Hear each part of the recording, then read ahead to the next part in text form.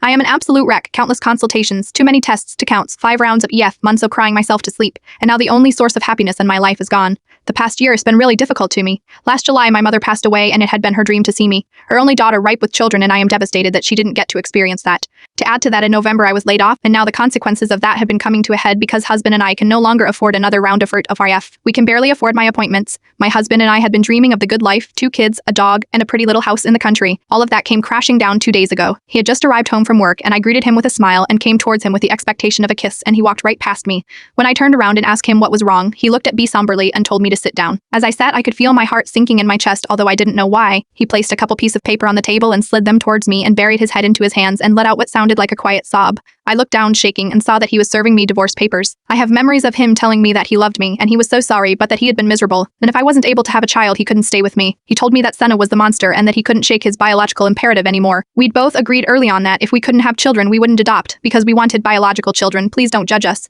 He used to hold me at night and tell me that he would never leave me no matter what. That being childless was okay and I was worth it. I now know that is all a lie. I can't blame him though, because it was me who was hindering the relationship.